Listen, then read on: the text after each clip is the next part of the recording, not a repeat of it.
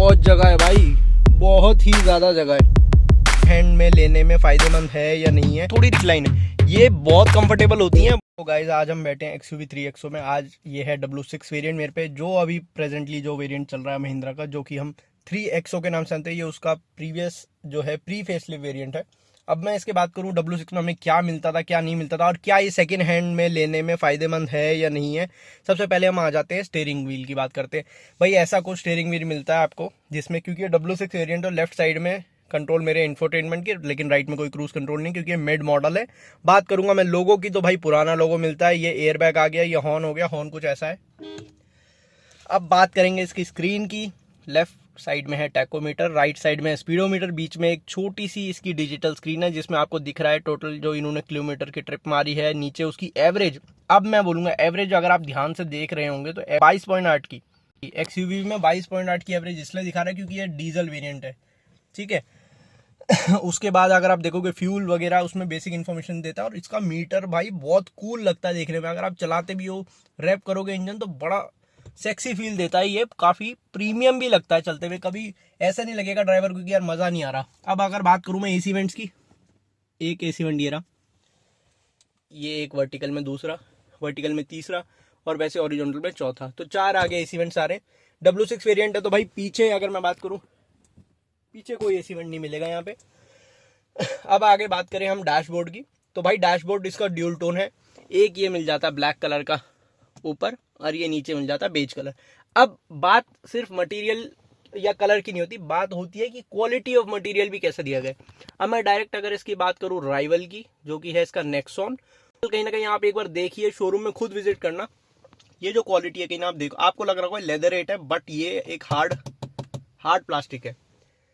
इसका जो प्लास्टिक जो यूज हो रखा है प्रीमियम है, प्लस इसका जो बेज कलर का भी है वो भी लेदरेट फिनिश में दे रहा है, और काफी ड्यूरेबल प्लास्टिक है। ऐसे हल्का सा प्लास्टिक या कहीं से भी ऐसे रफ नहीं लग रहा। बात करूं अगर मैं फिट एंड फिनिश की, तो भाई आप देख सकते हो ये पैनल गैप्स जो है, कहीं भी ऐसा नहीं है कि कहीं मुझे गैप दिख रहा हो या ज्यादा हो।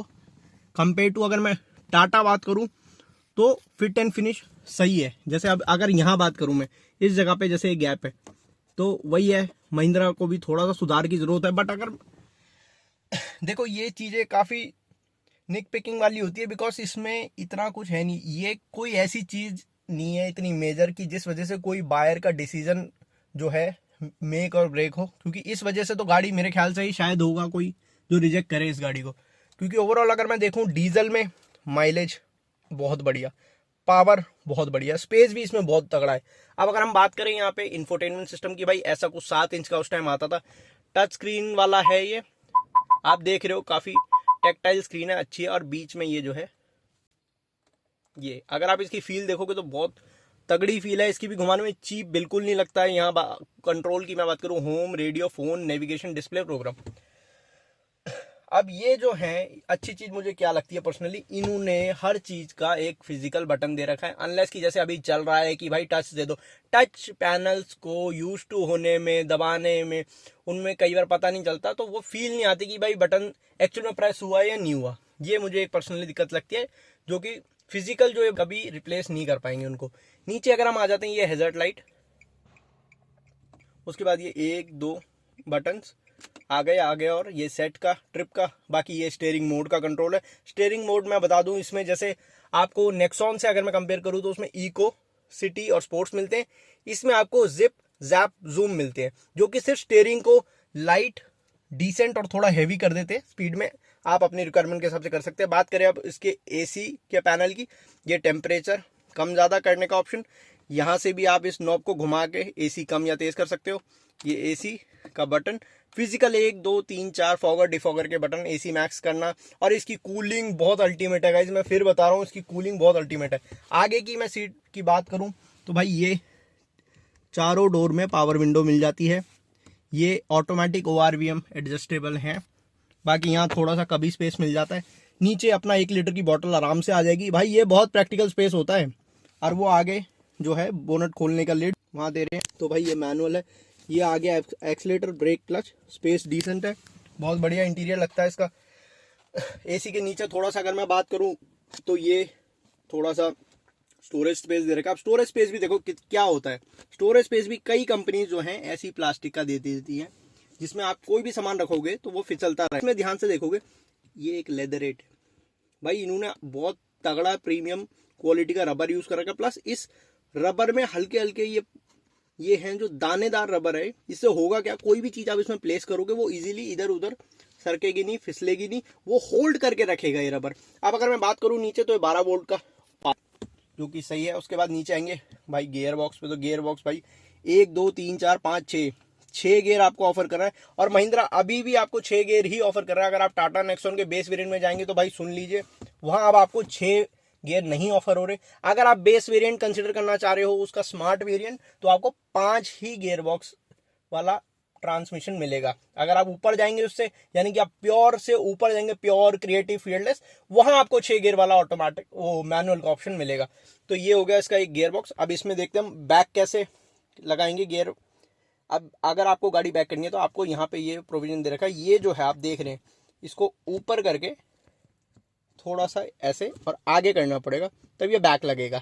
और अगर आप इसको नॉर्मल करेंगे तो ये पहला गियर लगेगा। अब देखो इसकी बात देखो, ये नॉची बिल्कुल भी नहीं है और इजीली शिफ्ट होता है गियर बॉक्स, तो काफ़ी अच्छी ड्राइविंग फील में ये बढ़ोतरी देता है। बात करें नीचे के इसके पैनल की, तो भाई 2 कप होल्डर की जगह यहाँ पे है। और ये हो गया आपका hand brake, manual hand brake जो दे रखा है, ऑटोमेटिक नहीं है, ठीक है, काफ़ी बढ़िया है ये भी। अब अगर हम बात करें इसकी आर्म रेस्ट की, तो भाई ऐसा कुछ इतना बड़ा इतना चौड़ा आर्म रेस्ट मिल जाता है। स्टडी पूरा प्लास्टिक का केबिन है। लेकिन अगर मैं ऊपर बात करूँ तो अगर आप देख सकते हो, ये ऊपर कुशन है। स्पेस करें इसके बाद की, भाई बहुत जगह है भाई, बहुत ही ज़्यादा जगह है, बहुत अच्छा स्पेस है अंदर। और अगर हम बात करें इसमें कि एडजस्टेबल है, एडजस्टेबल बिल्कुल नहीं है, फिक्स है, लेकिन इसका साइज़ काफ़ी अच्छा है, चौड़ा आर्मरेस्ट है। उसके बाद हम बात करें ऊपर की, तो भाई ये जो है ORVM मैनुअल है, ऑटो डिमिंग ऑटोमेटिक नहीं आता, मैनुअल है। उसके बाद अगर हम विंडशील्ड की बात करें तो काफ़ी चौड़ी है। यहाँ पे स्पेस जो है, ए पिलर जो है वो भी काफ़ी पतला है, यानी कि चलाते हुए कोई ऐसे हिंड्रेंस होगी नहीं। तो ऐसा कुछ आगे का स्पेस था। अब हम बात करते हैं पीछे की स्पेस की, XUV 3XO W6 वेरिएंट की।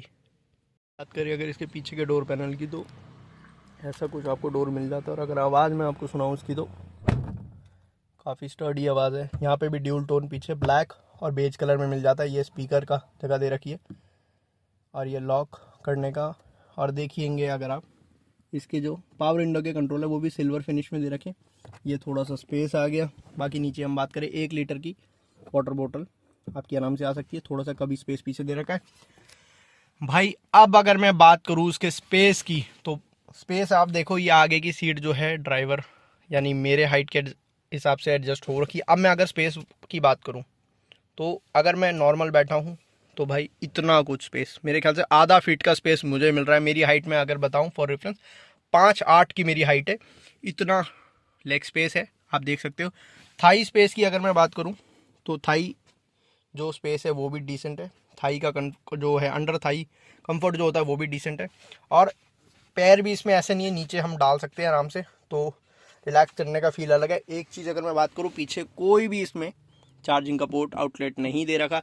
AC वेंट्स की बात करूँ, कोई AC वेंट्स नहीं मिल रहे। थोड़ा सा ये जो है इन्होंने बाहर से सीट कवर लगाए, तो यहाँ स्पेस मिल गया। बाकी अगर मैं बात करूँ आर्मरेस्ट वगैरह कुछ नहीं है। लेकिन एक चीज़ और, अगर आप एक चीज़ ध्यान से देख पा रहे होगे, इनकी जो सीटें हैं वो ऐसे एकदम अपराइट नहीं है। कई गाड़ियों में अपराइट पोजीशन होती है और इनकी अगर आप सीटें देख रहे हो थोड़ी रिक्लाइन है। ये बहुत कंफर्टेबल होती हैं, बंदा जो कोई भी इस पर बैठा होगा भाई आराम से लेट के जाएगा। बात करूं मैं स्पेस की चौड़ाई की, तो ये देख लो मेरा हाथ, और काफ़ी डिसेंट स्पेस है। बीच में ये एक लाइट दे रखी है जिसमें ये येलो कलर का बल्ब दे रखा है, तो इसमें थोड़ी कॉस्ट कटिंग हो चुकी है। कॉस्ट कटिंग ऐसे हो गई है क्योंकि पूरे इतनी बड़ी इतनी चौड़ी गाड़ी में भाई इन्होंने सिर्फ एक जगह पे ये दे रखा है लाइट, और वो भी येलो लाइट है, पता नहीं कितनी जलती होगी। बात करें इसके बूट की, तो भाई बूट एकमात्र ऐसी चीज़ है जिसमें थोड़ा सा XUV परेशान करती है, क्योंकि इसका जो बूट स्पेस है वो, अगर मैं एक्चुअल में बात करूं बूट स्पेस की, तो भाई सिर्फ है 295 लीटर्स का। और अगर हम कंपनी के हिसाब से बोलें, जो कि उस बूट को यहाँ तक नापते हैं, जो कि कभी भी लीगल भी नहीं है, उस हिसाब से ये 365 बताते हैं। पर भाई एक्चुअली बूट हमेशा ट्रे तक ही नापा जाता है। उस हिसाब से अगर मैं बात करूं तो ट्रे तक का जो स्पेस होगा वो सिर्फ 295 लीटर्स का ये मिलता है। अब अगर हम बात करें पीछे के स्पेस की, भाई बहुत कंफर्टेबल है ओवरऑल। तो ये थी XUV 3XO नहीं उसका प्री फेसलिफ्ट वेरिएंट जो पहले W6 आता था। इस वीडियो को बनाने का पर्पज़ यही है कि भाई आप देख सको कि इंटीरियर इसका कैसा है, क्वालिटी ऑफ मटेरियल कैसा है। जैसे इस गाड़ी को जो है ओनर बता रहे हैं कि भाई ऑलरेडी 6-7 साल हो गए, लेकिन अभी भी अगर आप क्वालिटी ऑफ मटेरियल देखोगे कहीं से भी बजने की आवाज़ नहीं है, कोई भी ऐसा आवाज़ नहीं आ रही कहीं से हम बोलेंगे कि भाई इसमें जो है नॉकिंग की आवाज़ आ रही है या कहीं कोई भी साउंड बन रहा हो। प्रॉपर गाड़ी है, सेकेंड हैंड में आप अभी भी ले सकते हो। और अगर आप दिल्ली NCR से बाहर के हो तो भाई मेरी पर्सनल रिकमेंडेशन है इसको डीजल में खरीदो। याद करोगे भाई को कि क्या रिकमेंड किया है। भाई एवरेज में एक नंबर है और पावर में तो अल्टीमेट है। क्रेटा सेल्टॉस में इसके सामने कुछ नहीं है। आप एक बार लेके देखना, चला के देखना, अल्टीमेट गाड़ी है भाई ये। तो ये था एक रिव्यू। Thank you.